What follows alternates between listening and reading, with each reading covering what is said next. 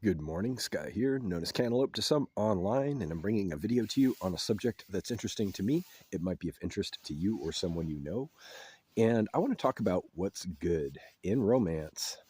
Hopefully, we're in agreement that romance can be one of the highest objectives, the most worthy of objectives in your life as a human being, connecting with other people on a loving level, experiencing shared passion, shared experiences in general, and exploring a journey with somebody else, a companion, right? Or multiple companions, having a family at some point.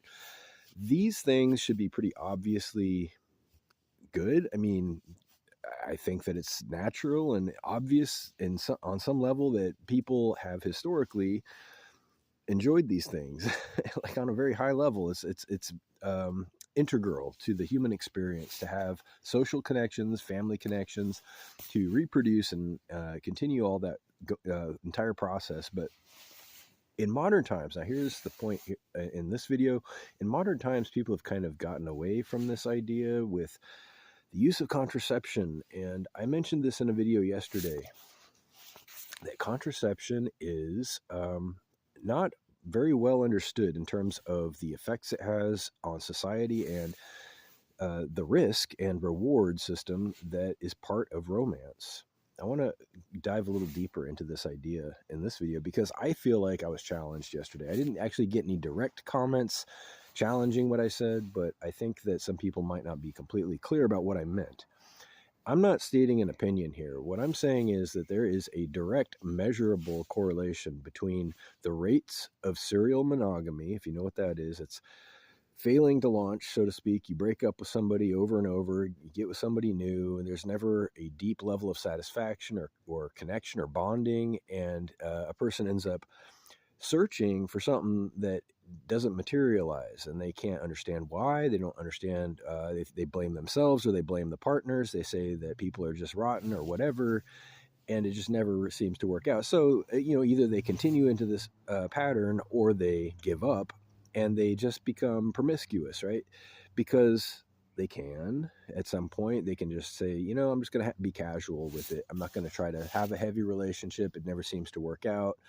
And so after, enough failed monogamous attempts, they just say, I'm just going to have an orgy or group sex. I'm just going to, have fun. I'm going to end up having sex for entertainment. That's the direction it goes in. So by the time you get there to review, by the time you are having sex for fun or just entertainment by itself, you have given up on the bigger picture of having an expectation of permanency, the bigger picture of having, you know, a person or people in your life who are capable of giving you deeper satisfaction as family members that you have chosen for yourself, not just sex partners, not just taking the event of sex out of context and indulging in the snapshot. It's kind of like, it's like the snapshot of love, the romantic love, but without the love. You see, you can do that. You can take the symbol out of it,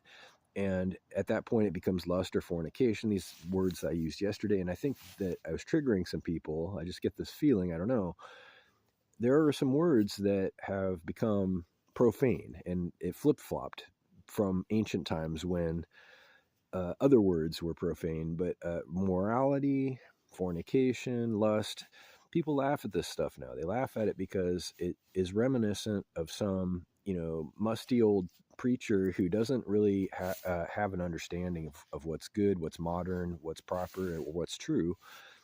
But there is a very scientific point here. No, there is. There's data, actually, scientific and psychological studies for decades or perhaps even centuries at this point prove that contraception diminishes the risk. Obviously, we already know this. This is just part, it's what it's designed to do. It takes the risk out of it. And without the risk, there is far less incentive. There's less reason to be engaged emotionally to that person. And this is the part I think that people don't understand. Women are, they're going to rationalize keeping the contraception because there's a confirmation bias, right?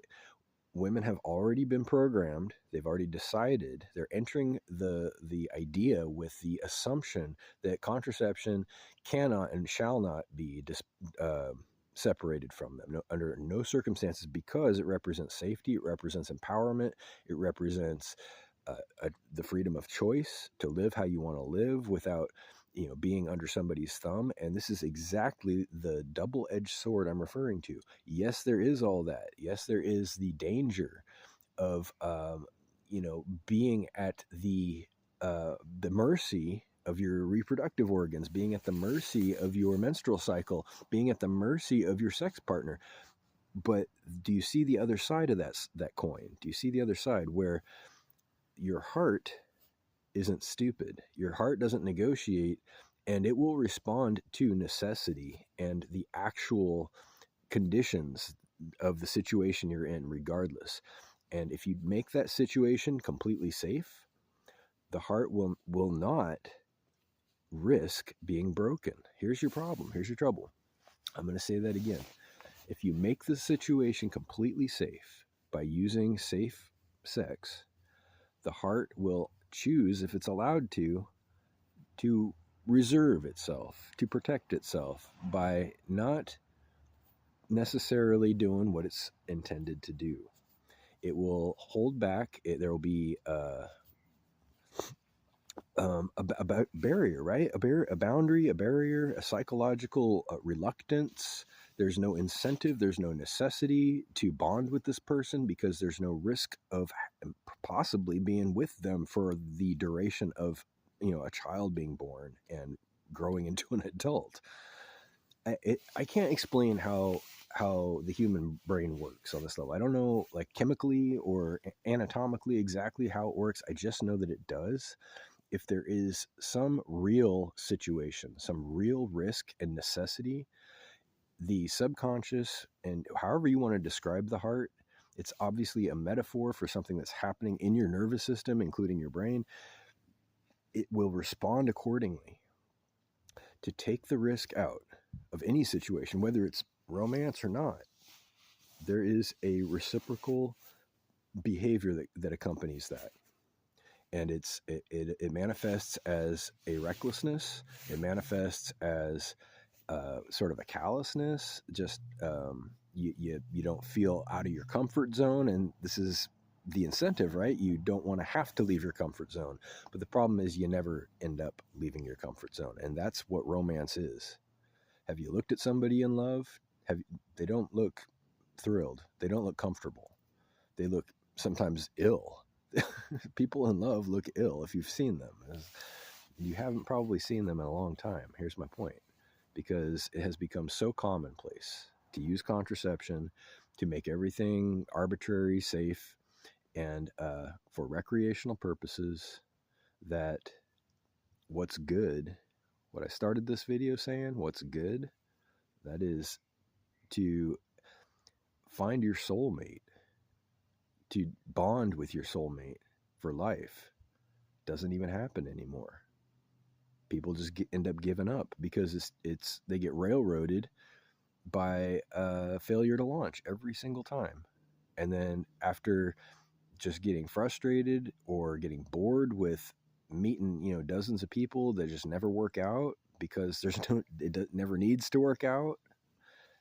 Come on, they end up just giving up. They say, okay, sex is for fun. Everybody's doing it anyway. We're just gonna, have a good time. I'm never gonna expose myself. I'm just never ever gonna be vulnerable. I'm never going to risk my safety. Ask yourself honestly, when was the last time you had to risk your safety on something? Fair question. When was the last time, not just in sex or romance, when was the last time you actually had to do something scary? As a man or a woman, but especially a woman. Our world is set up now where you purchase solutions to your problems. You purchase things that you never needed to begin with as conveniences, and most of the time there is a trade-off. Whether you choose to acknowledge it or not, it's real. And in this case, purchasing or using contraception has the trade-off of failing to launch, failing to bond, failing to need to be with somebody? If you disagree, I do want to hear it. I want to hear your reasons, which parts you think are not true. Tell me about it. Reach out to whitehotrobot@gmail.com. Thank you.